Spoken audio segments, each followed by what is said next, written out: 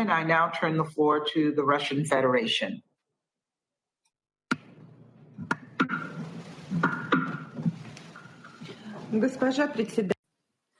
Madam President,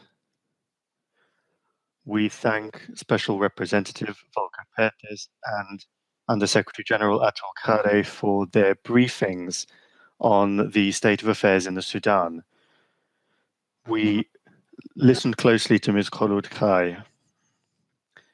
We continue to see the 3rd of October 2020 peace agreement that was signed in Juba between the transitional government of the Sudan and the Sudan Revolutionary Front as an important step on the path to achieving national accord in the country and resolving its urgent socioeconomic problems. We hope that armed groups that remain outside the agreement will join it. We were pleased to see that on the 3rd of September 2020 in Addis Ababa, the Prime Minister Hamdok and the head of the Sudan People's Liberation Movement North, Mr. Al-Hilu, signed an agreement on principles for mutual relations. Unfortunately, there are still spoilers of the peace process among the actors in the Sudan.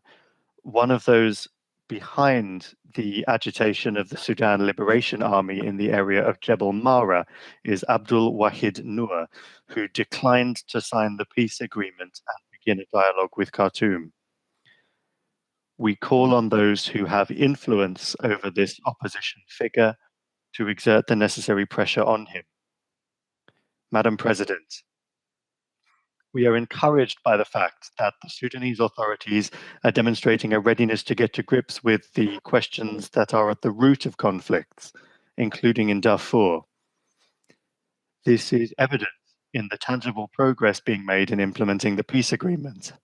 In this connection, we note the expansion of the Sovereignty Council in February and the formation of a new cabinet of ministers. At the same time, we cannot ignore the fact that the Sudan faces many challenges that have only worsened during the coronavirus pandemic.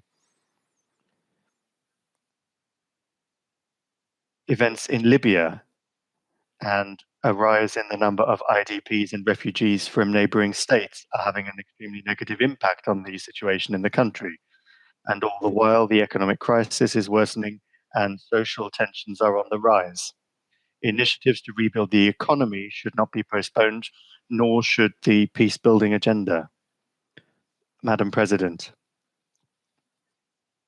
we are confident that at this crucial stage in the implementation of the peace agreements and also in tackling the aforementioned problems, the Sudan needs large-scale international support, and Khartoum has every right to expect that.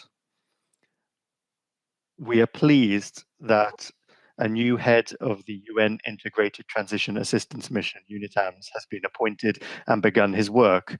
We wish you every success, Mr. Perthes.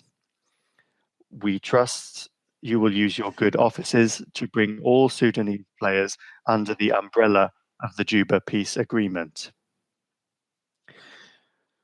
We also welcome your first steps to maintain balanced contacts with both branches of the Sudanese authorities. It's important that you support their efforts to implement the constitutional declaration of the 17th of August 2019 with the aim of achieving internal stabilization.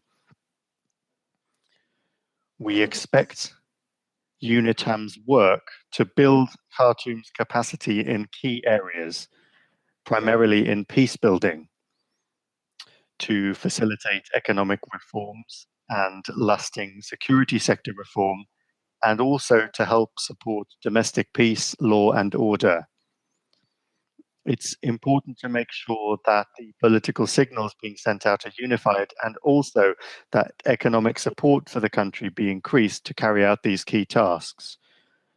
Supporting the mobilization of resources and coordinating humanitarian assistance is also an important role in UNITAM's mandate. We believe that the removal of the Sudan from the USA's list of state sponsors of terrorism in December 2020 will also help support this. Concerning Security Council sanctions, We expect that a review of them will soon be carried out to consider their future adaptation to realities on the ground. Madam President, turning to Darfur, events in this region have not changed for the worse in any significant way. Isolated intercommunal clashes in some states do nothing to change the overall picture.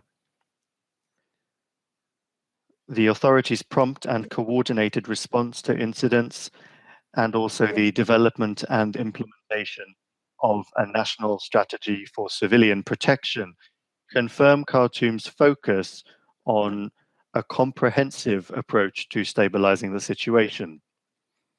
The time has come to pay priority attention to the reconstruction and economic development of the region, which the new mission should support. In our view, UNAMID successfully fulfilled its mission. We assume that UNAMID personnel will be fully withdrawn by the 30th of June, as stipulated in Resolution 2559. We note the work of the UN Secretariat leadership on the ground, in particular that done by you, USG Kare, to engage in dialogue with the local authorities and ensure the smooth and safe drawdown of UNAMID. Thank you for your attention. I thank the representative of the Russian Federation for her